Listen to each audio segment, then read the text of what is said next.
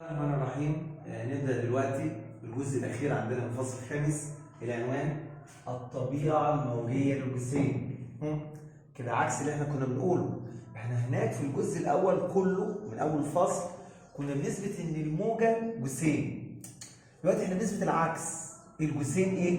موجة. يعني أنا موافق إن ده جسيم بس كمان موجة. خلاصة القول عشان نكون في الصورة بشكل أبسط، احنا بنتكلم دايما عن حاجتين: الالكترون والفوتون. لو انا قلت بشكل مختصر، انا هديك اختيارين. هل الالكترون، فكر الاول، جسيم له خصائص موجيه ولا هو اصلا موجه له خصائص جسيميه؟ فكر وجاوب. الالكترون اصلا جسيم والفوتون اصلا موجه. ده الكلام اللي انا كاتبه على السبوره كلاسيك، يعني فيزياء قديمه. امال الفيزياء الحديثه، فيزياء الكم، قالت ايه بقى؟ انا الالكترون جسيم، ايوه صح، وله خصائص موجيه. اما الفوتون انا معاكم ان هو موجه بس وله خصائص جسيميه. ده سر العنوان بتاع الفصل اللي هو فاكرينه، ازدواجيه الموجه والجسيم. يعني الموجه طلعت جسيم والجسيم طلع موجه. الله يرضى العظيم. ده بالنسبه عندنا للعنوان هو الفوتون، الطبيعه الموجيه للجسيم. في عالم عندنا اسمه دي براولي، عالم جليل اسمه دي براولي، ودوت عالم فرنسي. واثبت العالم الفرنسي بشكل ذكي جدا، قال انتوا اثبتوا ان الجسيم، اثبتوا ان الموجه جسيم، يبقى اكيد الجسيم لازم يكون ايه؟ موجه. ايه السر في كده؟ ان في حاجه عندنا في الفيزياء اسمها التماثلات. التماثلات سيمتري. زي ما انتوا اثبتوا ان الموجه جسيم، انا بقول ان الجسيم لازم يكون موجه. ليه؟ لان في عندنا الفيزياء حاجه اسمها التماثلات. يعني انتوا قلتوا ان ايه؟ لامدا بتساوي اتش على بي ال. انتوا كنتوا قصدكم ان اي جسم، اي فوتون له كتله. انا بقول لكم بقى ان اي كتله لها طول موجي، وسميت المعادله دي باسمه، اسمها معادله مين؟ دي براولي. زي ما احنا اتفقنا ان في مثلثين ما ننساهمش خالص. المثلث الاول كان بيقول ان السي تساوي نيو في لامدا، والمثلث الثاني لامدا تساوي اتش على بي ال.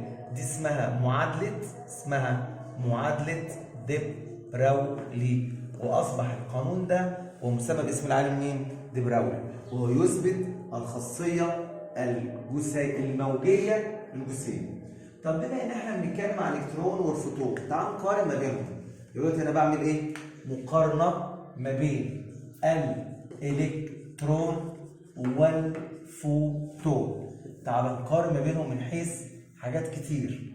لو بدأنا مثلا في المقارنه بينهم من حيث الشحنه، ايهما جسيم مشحون؟ الالكترون سالبه، الفوتون غير مشحون، اصلا ما عندوش شحنه. التعجيل، مين فيهم يمكن تعجيله؟ الالكترون يمكن تعجيله، الفوتون لا يمكن تعجيله، لان الفوتون سرعته ثابته وما عندوش شحنه. هتعجله ازاي؟ يعني ما عندوش حاجه تخلي سرعته تزيد او تقل. الطاقه، اما اكلمك عن طاقه الالكترون افتكر كي اي، وكي اي بتساوي نص ام في تربيع. ولو عندكم كهرباء ممكن تقول ان تساوي اي في لو عندك حوار كهرباء. اما الفوتون طاقته اي ليها قانونين، يا اما اقول اتش نيو اللي يعني اتش في سي على لامدا، او تقول ام سي سكوير. معاك دي كلها قوانين لطاقه الفوتون. طاقه الفوتون لو قارنا بينهم من حيث كميه التحرك، اصلا كميه التحرك رمزها بي ال وبي ال. ايه الفرق بين هنا وهنا؟ هنا ام في، هنا ام مين؟ سي اللي هي سرعه الضوء ودي ثابته. اخيرا بنقارن بينهم من حيث كتله السكون. الالكترون عنده كتله سكون، الفوتون ما عندوش كتله سكون. اذكركم ان الفوتون له كتله طالما كان متحركا. طب لو اسكن الفوتون يفقد كتلته ويفقد طاقته، ومن اوقفه يمتص طاقته. طب السؤال هنا، باعتبار ان احنا عرفنا الالكترون موجه، هل يمكن عمل شعاع الكترونات؟ هل يمكن الاستفاده من شعاع الالكترونات؟ الاجابه نعم، من خلال حاجه اسمها المجهر. كلمه المجهر دي كلمه عربيه اللي انتوا بتقولوها بالانجليزي الميكروسكوب.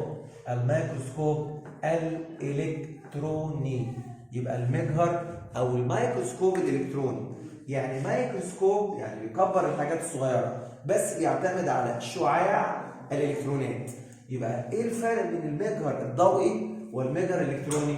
الضوئي بيعتمد على الضوء وانتوا كلكم عارفينه، بيكبر بس مثلا ايه 300 مره 400 مره. اما المجهر الالكتروني بيكبر الى ملايين المرات بقدره تكبيريه هائله.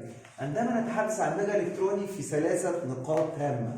اول حاجه عندنا الوظيفه، يا ترى ايه شغلته؟ وظيفته ايه؟ تاني حاجه هنقول فكره العمل. تالت حاجه شرط الرؤيه، دي مهمه جدا. ايه شرط الرؤيه؟ الاول نقول الوظيفه. ايه وظيفتك يا ميكروسكوب الكتروني؟ الوظيفه هي رؤيه الاجسام الصغيره جدا مثل الفيروسات. يبقى عندنا مين اللي يقدر يشوف الفيروس؟ فقط الميكروسكوب الالكتروني. هل يمكن رؤيه الفيروسات بالميكروسكوب الضوئي؟ لا، لان شرط الرؤيه هنعرفه دلوقتي. طب معلش فكره العمل، هنقول هديك اختيارين. هل نقول الطبيعه الموجيه للجسيم ولا الجسيميه للموجه؟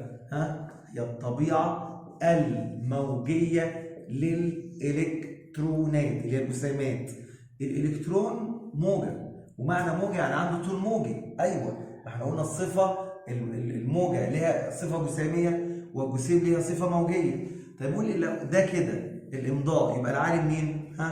دي براولي. لان دي براولي واول واحد اثبت الطبيعه الموجيه للجسيم. طب شرط الرؤيه، ايه شرط الرؤيه؟ ركزوا معايا عشان دي مهمه جدا. ان يكون لمضه الضوء او الشعاع المستخدم اقل من تفاصيل الجسم. لمضه يعني الطول الموجي للشعاع المستخدم اقل من تفاصيل الجسم. بمعنى ده كده مثلا شعاع، ده قصدي الفيروس. ده كده الفيروس. طبعا الفيروس ده حاجه صغيره جدا جدا، يعني اصغر كائن حي، ويشك اصلا هو كائن حي ولا لا. يعني بيقولوا ان هو حلقه وصل بين الكائنات الحيه والمواد غير الحيه. ده الفيروس، وده عندنا ده شعاع وده شعاع تاني. مين فيهم يشوف الالكترون؟ مين فيهم يصطدم بالفيروس؟ رقم 1 ولا رقم 2؟ هتعمل ايه؟ قارن ما بين الطول الموجي اللي هي دي كده اسمها لامدا، ودي اسمها لامدا. اللي اللامدا اقل من الفيروس يصطدم بيه، اما الطول الموجي لو اكبر من الفيروس لا يصطدم بيه. لو في مثلا حبايه رمل محطوطه على الارض، وفي نمله متحركه وفي قطه متحركه، مين اللي هتصطدم بحبايه الرمل؟ النمله ولا القطه؟ النمله، لان النمله هي نفسها اقل من تفاصيل الجسم اللي انا العائق، فبالتالي الطول الموجي هنا قصير جدا، يصطدم بمين؟ بالفيروس. ولما يصطدم بالفيروس يمكن رؤيته عن طريق الانعكاس. اما الطول الموجي للضوء فهو كبير جدا. طب كده نقول من الاول، مين اللي يقدر يشوف الفيروسات؟ هل شعاع من الالكترونات ولا شعاع من الفوتونات؟ تعال نفكر بشكل علمي. الالكترون كميه حركته اكبر، عنده بي ال اكبر، وبالتالي يبقى لامدا مين؟ اقل، فيصطدم بالفيروس ويمكن رؤيته. اما الفوتون بالنسبه للالكترون لا، عنده بي ال ايه؟ اقل، كتلته صغيره جدا، وبالتالي يبقى لامدا بتاعته مين؟ اكبر، وبالتالي لا يمكن رؤيه الفيروسات. اما الالكترون يمكن ان يصطدم بمين؟ بالفيروسات. عندنا هنا مقارنه اخيره ما بين الميكروسكوب الضوئي والالكتروني. الميكروسكوب الضوئي فكره عمله انكسار الضوء خلال العدسه، اللي هي العدسه المحدبه اللي بتجمع الاشعه الضوئيه في نقطه، دي كده اسمها عدسه محدبه بتكبر الصوره. اما الميكروسكوب الالكتروني بتاعنا بيعتمد على الطبيعه الموجيه للالكترون، دي فكره العمل. اضاءه الميكروسكوب الضوئي عن طريق الضوء العادي، اما اضاءه الميكروسكوب الالكتروني عن طريق شعاع الكترونات، شعاع من الالكترونات. قدرته طبعا اعلى. العدسات، هناك عدسه زجاجيه، اما العدسات عندنا هنا اسمها مغناطيسيه او ما يسمى البصريات الالكترونيه. العدسه البصريه يعني فيها ممكن شحنه تحركها، مجال مغناطيسي بيتحرك، لان ما تنساش بتتكلم عن الالكترون، وان الالكترون يمكن تعجيله، اما الفوتون ما ينفعش يتعجل. اخيرا عندنا القدره التحليليه. مين اللي عنده قدره تحليليه اكتر؟ الميكروسكوب الضوئي ولا الالكتروني؟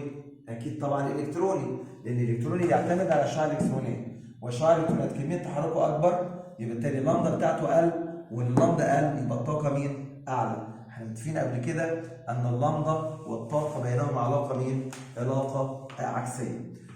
ده بالنسبه عندنا لنهايه الفصل الخامس اللي هو كان بعنوان ازدواجيه الموجه والجسيم. اذكروا كده بالواجب، احنا كان في واجب المره اللي فاتت احنا ما اتناقشناش فيه، وانا ارجو ان احنا نتناقش في الاسئله اللي هي مكتوبه اللي انتوا هتكتبوا في التعليقات بتاعتكم. كده احنا عندنا الواجب القديم كان صفحه 129 الى صفحه 142، كان في رسم بياني من 110 الى 112. ده الدرس الاول. اما الدرس الثاني اللي احنا شرحناه النهارده هيبقى الواجب بتاعه من صفحه، ده الدرس بتاع النهارده، من صفحه 243